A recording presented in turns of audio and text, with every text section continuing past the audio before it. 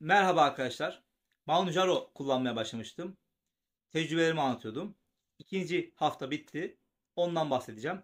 Ama baştan şunu söylemem gerekiyor. Bu bir reklam videosu değildir. Ve kesinlikle ben doktor değilim. Bu bir tıbbi video değildir. Ben sadece tecrübelerimi anlatıyorum. Eğer siz bu iğneyi kullanacaksanız muhakkak bir endokrinoloji doktoruna görünün. Ondan olur almadan kullanmayın. Ne yazık ki bu reçetesiz satılıyor. İsteyen gidip alabiliyor. Bu hiç doğru bir şey değil. Çünkü bu kadar çok etkisi olan, yan etki olan bir iğneyi körü körüne gidip almak insanın kendi canına kastetmesi olur. Ne olacağını bilemezsiniz. O yüzden yapmanız gereken bir endokrinoloji doktorundan izin almadan kullanmamak. Endokrinoloji doktoruna gitmek için de direkt randevu alamıyorsunuz. Siz MHRS'ye girdiğinizde orada pasif gözüküyor randevu. Önce dahiliye doktoruna gidiyorsunuz. Durumu anlatıyorsunuz. Dahiliye doktoru sizden bir kan tahlili istiyor. O tahlile bakıyor. Ve tamam diyor. Senin bizde işin yok. Sen endokrinolojiye gidip ondan onay alman, görmen lazım diyor.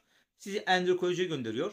Muhtemelen endokrinoloji doktoru sizden bir yeni tahlil daha isteyecek. Ve ona baktıktan sonra size diyecek ki tamam sen bu iğneyi kullanabilirsin. Lütfen bunu yapın.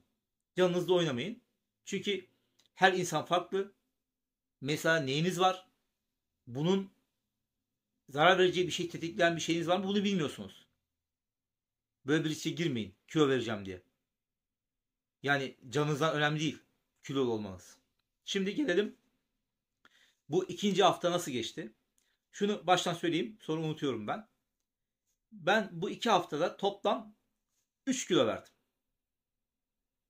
İlk hafta 1,8, 1,2'de bu hafta 3 kilo verdim. Bugünkü iğneyi de bu kutumuz. Bu da içinde 4 taneden bir tanesi. Bu da iğnemiz.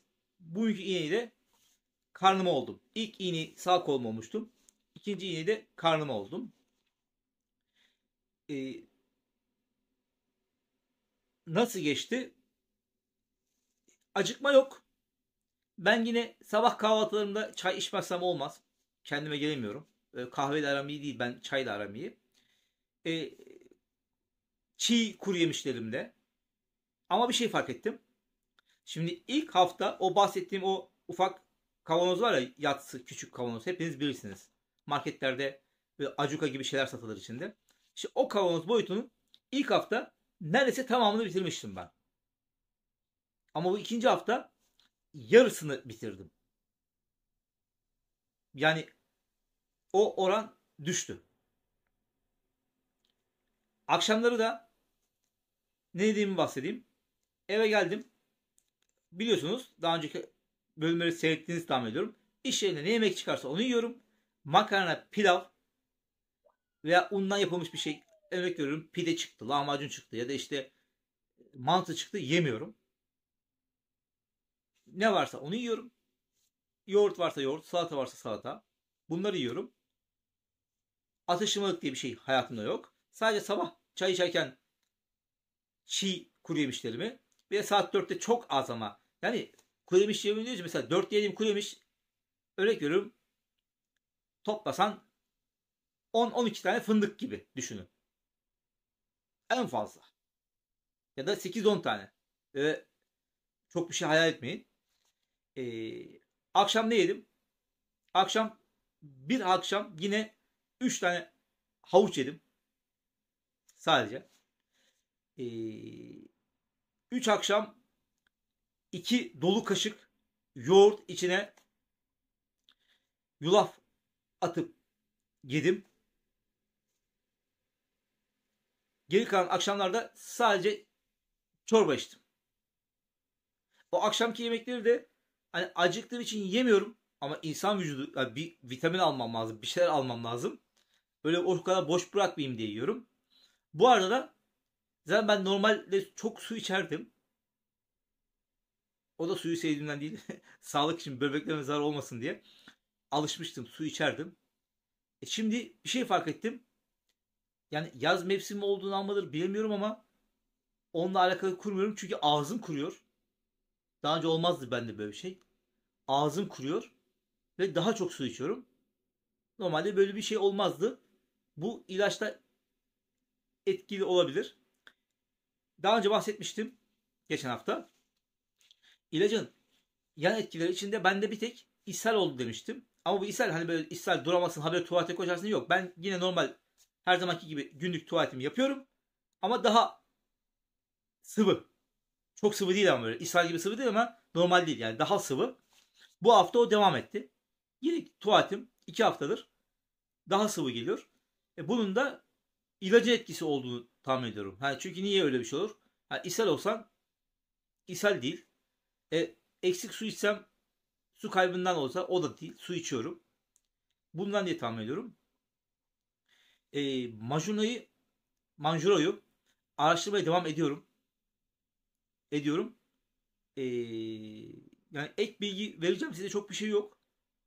Sadece e, daha önce tekrar söylemek istiyorum. Kalbe faydası varmış. Ve felç tehlikesine karşı faydası varmış. Bir taşla iki kuş gibi düşündüm. Yani hem diyabetinden kurtulacağım. Kurtulabilirsem inşallah. Öyle bir umudum var. Pozitif mesaj yüklüyorum kendime. Hem diyabetinden kurtulacağım. Hem kilo vereceğim. Hem de kalbime karşı bir doping olacak. Felç tehlikesine karşı bir doping olacak. Benim için faydası şu oldu bir açıdan. Ben zaten eskiden yıllarca makarna pilav yememiştim. Şimdi tekrar hayatımda çıkarttım. Şunu da söyleyebilirim size. Bizim Türk halkının şöyle bir şey var. Ekmeksiz doymuyorum diye. Arkadaşlar böyle bir şey yok. Mesela bakın şunu bilmenizi isterim. Zamanında bir profesör dinlemiştim. Demişti ki 21 gün tuz kullanmazsan vücudun tuz istemez. Yıl tahmin edelim 2010 civarı olması lazım. Ben o gün buna karar verdim. Ben 2010 yılından beri tuzluğa dokunmuyorum arkadaşlar. Yani önüme ne yemek geldi? O yemeğin tuzu nedir? Ben onu yiyorum. Ekstra tuzluğa ben 2010 yılından beri 15 yıldır hiç dokunmadım. Halbuki eskiden ben standart yurdum insanı. Yemek geldi mi önce tuz atıp öyle başlardım. Hiç tadına bakmadan. Bunu yapmanızı tavsiye ederim. Yani bir de yine araştırmalarımda gördüm. İnsanoğlu çok yemek için yaratılmamış. İbn Sina'ya baktım mesela. O diyor ki şu avuç var ya. Şu avuç büyüklüğünde bir şey bir insana bir gün yeter diyor. Bakın şunu düşünün.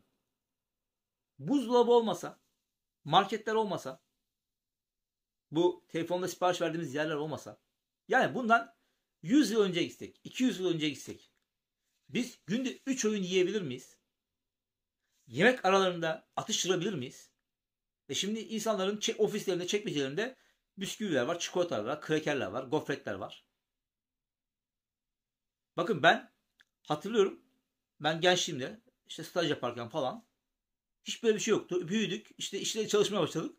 Herkesin çekmecesinde atıştırmalık bir şey var. Biri öbürüne soruyor. Ya sen ne yiyecek bir şey var mı? O da diyor ki şu bisküvi var ister misin? Ama yoktu. Çünkü o zaman çeşit yoktu. Yani şimdi bir gidiyorsun. Markette kocaman raflar boyu atıştıracak şeyler var. Bunlar yoktu. Ama şimdi var. Yani biz böyle yemeğe yönlendiriyoruz. Ama insanoğlu yani bu kadar çok yemek için yaratılmamış. Çok net. Neden? Yani 200 yıl önce gidin. Bugün bizim sabah kahvaltısında yediğimiz şeyleri bir adam bir araya nasıl toparlayacak? Hani sucuğu buldu, yumurtayı buldu, tereyağını buldu, peyniri buldu, ekmeği buldu, zeytini buldu, reçeli buldu, balı buldu, onu buldu, bunu buldu. Bunun hepsini bir araya bulamaz ya. Bunu ancak bir padişah, sultan, kral, mıral bulur yani. Normal bir insan bunu bulamaz. Paşa maşa olması lazım bu kadar şeyi bir araya getirebilmesi için. Bir de yaptığın yemeği hemen yemen lazım. Buzdolabı yok. Yani bunlar yapıyorlar, yiyorlar. Bir dahaki yemeği yapmak şimdi örnek veriyorum patlıcan yemeği yapacak. Git markete al soğanını, al patlıcanını, al etini, al salçanı. Ya bu adam bunları nasıl bulacak hepsini bir arada? Bu kadar çok içinde çeşit olan, çok şey olan çeşitler yemiyorlardır. Daha sade yiyorlardır. Ve bu kadar çok yiyemezler. Böyle her aklına geldiğinde bir şey yiyemezler. Mesela atalarımız yani. Atla gidiyorlar savaşmaya. Ya da bir yerden bir yere göçüyorlar. Göçerken ne yiyebilir yani? Soğanı nereden bulacak? İşte yeşilliği nereden bulacak? Patlıcanı nereden bulacak? Kabağı nereden bulacak yani? Ne yapıyor? Beraberinde koyun sürüleri var. Kesiyor bir tane. Yiyor. O kesip yerken de yani yanlarında pirinç varsa bir pirinç yapıyordur yanına.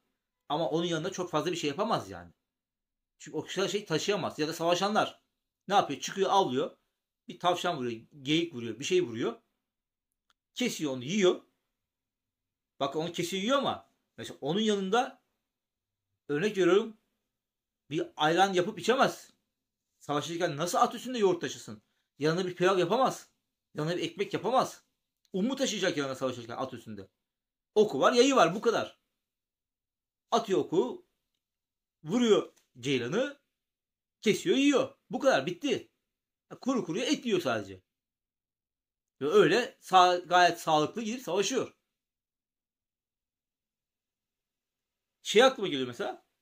Peygamberimiz zamanında sahabe diyor ki biz savaşırken işte bir torba hurmamız vardı diyor. Koskoca bir birlik. Günde bir tane yiyorlar. Ve onunla savaşabiliyorlar. Şimdi biz 2 saat yemek yemesek elim ayağımı tutmuyor oluyoruz. Onlar da insan, biz de insanız. Yani at üstünde savaşan atan artık her gün mü bu et yiyordu? Birkaç günde bir bulup yiyordu bilmiyorum. Kuru kuruya bir et yiyip biz o eti yemeyiz şimdi. Çünkü yanında hiçbir şey yok. Salata yok, yoğurt yok, ayran yok, pilav yok, hiçbir şey yok. Kupkuru bir et. Et de olsa onun çok tadı gelmez artık. Muhtemelen tuzlu yoktur yani. Tuzu nereden bulacak at üstünde? Bu atan senin ataların bu kuru kuru etle savaşabiliyor. Sahabeler bir tane hurma yiyerek savaşabiliyor. Ama sen bir saat yemek yemesen elim ayağı tutmuyor diyorsun. Yani bu Manjaro benim hayatımda bir devrim oldu. Yani artık ben mümkün olduğunca zaten az yerdim ben yemek. Artık minimum yiyeceğim. Burada kalalım. Haftaya devam edeceğiz.